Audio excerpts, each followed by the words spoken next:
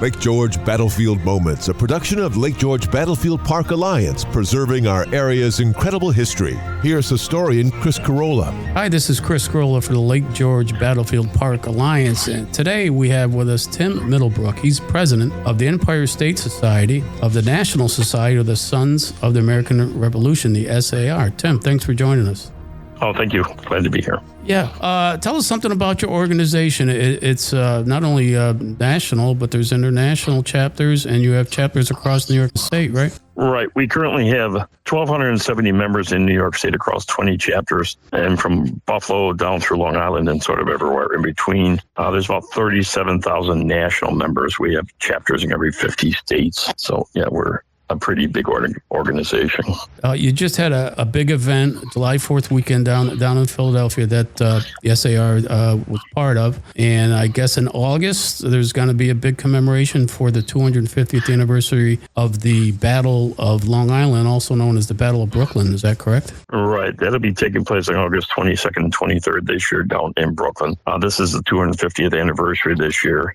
So it's a 2-day event with the battle and that taking place on August 22nd, and then they do a grave marking, etc. on August 23rd. Besides all our color guard and our members from New York State, what they call the Maryland 400, our members from Maryland always come up, a couple busloads of them to take part every year since they were an integral part of the battle back 250 years ago.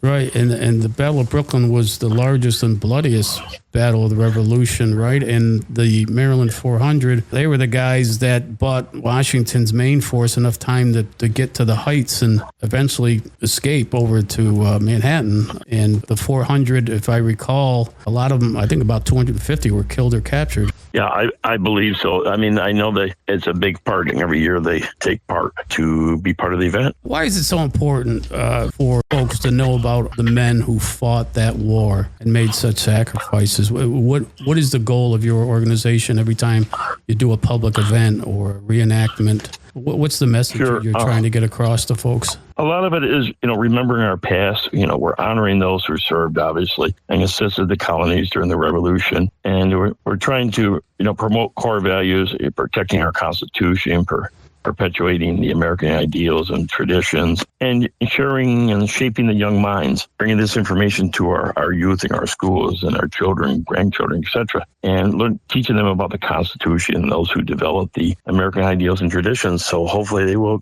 get to learn and continue on with what we've been doing for 250 years now. Great. One of the things I see that your group does, and I find this interesting from being this part of New York State where there's so many resting places for Rev War veterans, both those who died during the conflict, but who died years later. And you've got a National Society of the SAR project. It's called a statewide Graves Index for Revolutionary War Patriots and Support Veterans. Can you tell us something about that? The Revolutionary War Graves Committee, as they call it nationally, published information on some 54,000 grave sites of patrons in the SAR Revolutionary War Graves Register, which was published in 1993. They've been adding names ever since and continue to add names. Now I think it's around 140,000 names and locations have been published. The Patriot Graves Committee is adding and publishing information on some 732,000 patriots and their descendants out there. All that information can be found on our national site. People can go to our national offices down Louisville, Kentucky, as well, have the information on all these sites and locations and names.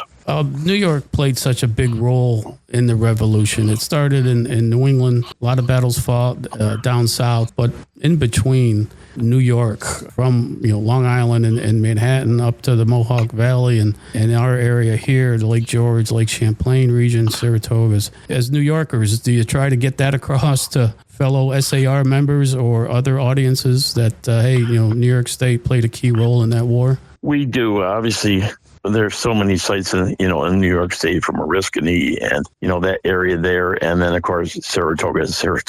You've got the Battle of White Plains. You've got Long Island. You've got Ticonderoga. We do ceremonies almost every year at most of these sites to teach the public and remind the public what went on during the Revolution. our color guard, our state color guard, is very active out in parades and event recreations. Again, just to teach and learn and let people know, what it was all about. That your group members, SAR members, took recently in the dedication of the Repose of the Fallen Memorial here in Lake George. What was that like for you and your members to be at that ceremony to honor these 44 fallen patriots from 250 years ago? Right.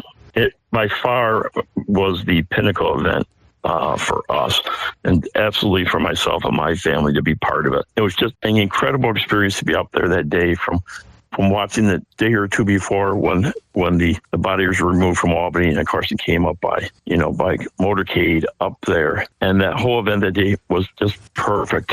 With the hundreds and hundreds of people that they were watching, and for the SAR to be part of it, from our color guard to the benches that we purchased and dedicated, and were there for years and years and years and years to come, for people to come and sit and reflect at the columbariums. It's just, the day was just something that us, myself, and our SAR members, we'll never forget it. It was just a special weekend up there. Yeah, it really was quite impressive with the reenactors and the colonial tunes being played and people marching up with the caskets, the wooden caskets holding the remains. That was impressive. Next year, 250th anniversary of the battles of Saratoga. What are in the works now for the SAR? Is that going to be a bigger than normal turnout for your group? Combination of what Saratoga is doing up there and what the DAR is doing, because they're celebrating the battles a week before us. We will be up there October 15th to the 17th in 2027. We'll be celebrating the Surrender Weekend, as they call it. And we will be up at, again, that will be a national event for us, such as Philadelphia was here this past weekend. All our national officers from across the country will be coming in, and we'll have members from many, many states will be coming in that weekend. For the events we'll be doing at the hotel on Friday night, Saturday we're having a tour up to the battlefield. We're dedicating a monument up at the surrender site on Saturday. And then Sunday we'll be participating in the parade there up at Schuylerville, and then back to Saratoga Performing Arts Centers for events that are going on there. So it's going to be a whole weekend, and we're expecting, 250, 300 people, maybe, of our guys, SER guys and family members, and that coming up for that weekend. Wow, and that's October 2027. If someone wants to look into whether they can join the SAR, is there a website they should check out? The best means would be to go to our national website, sar.org, I believe it is. And there's links across the top. Becoming a member, they can link on that. They can fill out the information they have on the application. And from there, it will get sent out to the states. And from there to registrars across the state. Each chapter has a registrar, most of us. And they will then turn help them fill out their information, from yourself back to whoever that, descendant was that fought in the war. This paperwork goes on the national, and hopefully in 2 or 3 months, you'll get your membership certificate. Okay. Thank you to Tim Middlebrook, president of the Empire State Society of the National Society of the Sons of the American Revolution, the SAR. Thanks again, Tim. Thank you. Glad to be here today. We'll be sharing information on the podcast on the Battlefield Park Alliance's YouTube channel. And thanks for being a part of our history. Lake George Battlefield Moments, a production of Lake George Battlefield Park Alliance, preserving our area's incredible history. For more information or to check out the latest podcast, go to lakegeorgebattlefield.org and listen live on Saturday mornings to Lake George Battlefield Moments on 93.5 Lake FM.